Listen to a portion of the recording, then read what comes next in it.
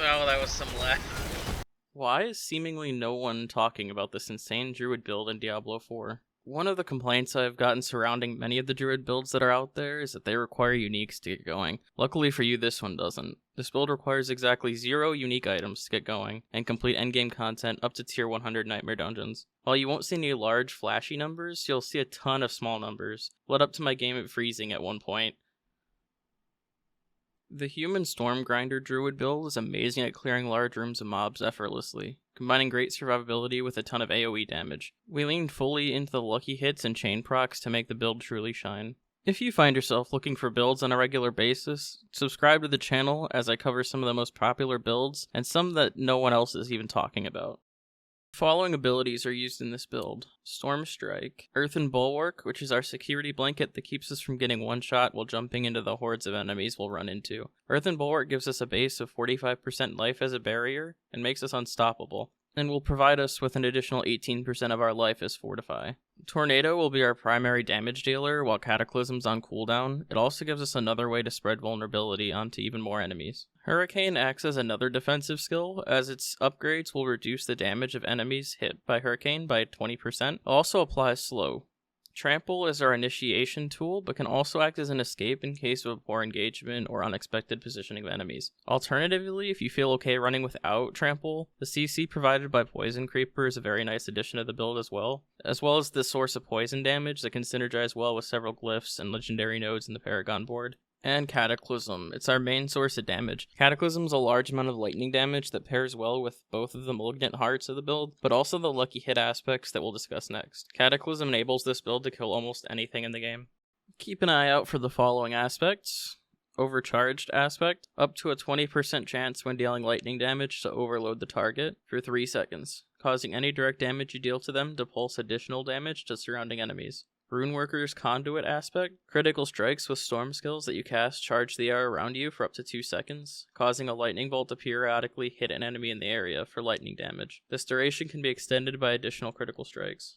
Symbiotic aspect, when the Nature's Fury key passive triggers a free skill, your non-ultimate cooldowns of the opposite type are reduced by up to 5 seconds. This aspect helps us to proc cooldown reduction every time we proc a free ability with the Nature's Fury key passive, which increases our uptime in Cataclysm. Aspect of Mending Stone, the duration of Earthen Bulwark is increased by 6 seconds. In addition, killing an enemy with Earth skills replenishes your active Earthen Bulwark's barrier. Storm Chaser's aspect, Tornado will seek up to 3 targets. Aspect of the Tempest, hurricane damage is increased by up to 18% each second while active. When combined with the duration increase to Hurricane in our skill tree, Hurricane can begin to deal a good amount of damage in an AoE around the player, while also reducing the damage that was affected by Hurricane due to us. Just a note, if you opt to run the Poison Creeper variant of this build, I recommend looking for the Subterranean aspect instead, which will cause you to cast a Landslide whenever you cast Poison Creeper for additional damage. And now we'll take a look at the skill tree. First, we put 1 point into Storm Strike,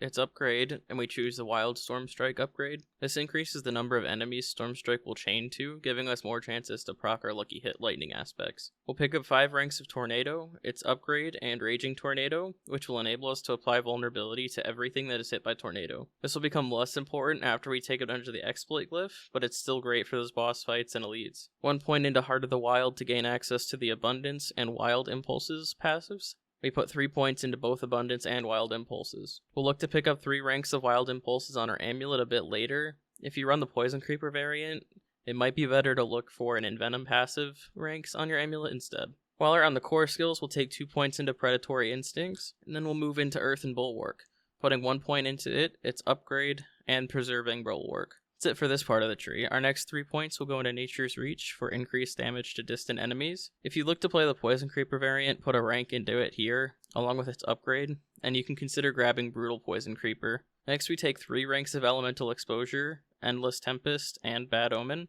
These passives are great for this build by extending the duration of Cataclysm and Hurricane, as well as buffing our lightning damage and their bonus lucky hit procs. Next we'll grab Hurricane, its upgrade, and Savage Hurricane to reduce the damage of enemies affected by it by 20%. If we're not running Poison Creeper, we'll pick up Charge next. We don't need any of the upgrades for this though. Then we'll pick up 3 points of Defiance to increase our damage output against elites.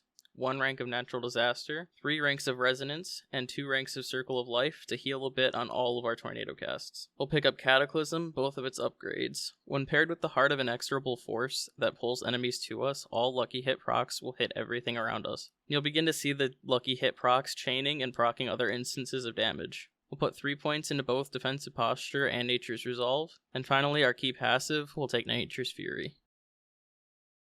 Now a quick look at the Paragon board. We'll look to max out the following glyphs: Fulminate, Earth and Sky, Exploit, Human, and Territorial. Now, if you're looking to run the Poison Creeper variant of this build, I would recommend running Tracker instead of the Fulminate glyph to add more damage to the poisoned enemies. And now on to our Spirit Boons. For the Deer, we take Wariness, so we'll take 10% reduced damage from Elite. The Eagle will take Avian Wrath for 30% additional critical strike damage. Wolf will take Calamity to extend the duration of our ultimate skills by 25%. The Snake will take Overload. Lucky hit dealing lightning damage has up to a 40% chance to cause the target to emit a static discharge, dealing 20% lightning damage to surrounding enemies. Calm Before the Storm, lucky hit. Nature magic skills have up to a 10% chance to reduce the cooldown of your ultimate skill by 2 seconds. Now let's talk gear. The perks listed here are what I was running in the build. They shouldn't be taken as the best possible gear for the build. On my helmet, I was running cooldown reduction, maximum spirit, lucky hit chance while you have a barrier, and total armor. On my chest, I had damage reduction from close, damage reduction from distant, damage while in human form, damage reduction while fortified. Feel free to swap out the damage in human form for pretty much any other damage reduction perk or max health. For gloves, I had critical strike chance, lightning critical strike damage, lucky hit chance, ranks of tornado. Lightning critical strike damage could be swapped out for almost anything here. If you want more attack speed, that's a good option as well. The damage bucket for lightning damage isn't really all that great. On my pants, I had damage reduction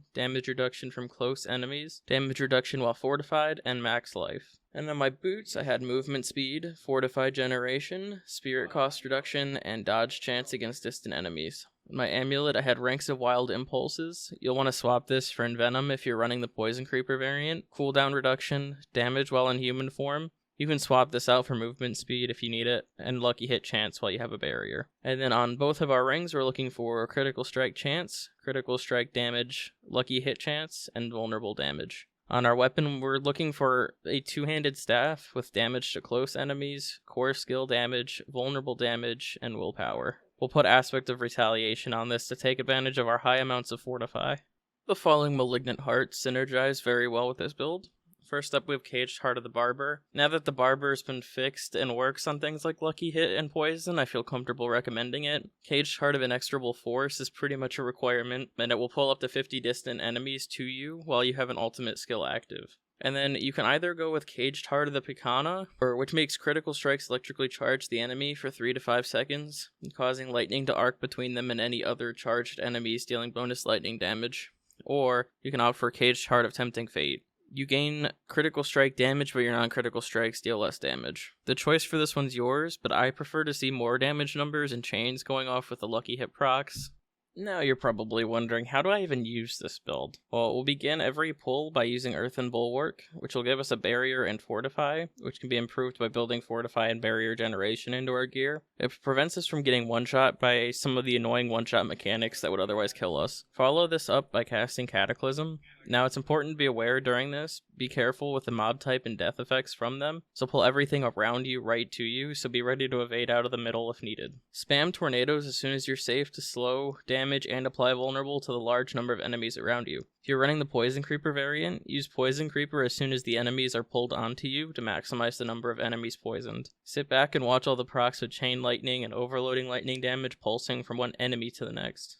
And that does it for this guide. Let me know your thoughts and why you think no one else is covering this crazy build. If you enjoyed today's guide, don't forget to subscribe to the channel so you don't miss out on future build guides and other content. Thanks for watching, and I will see you in the next one.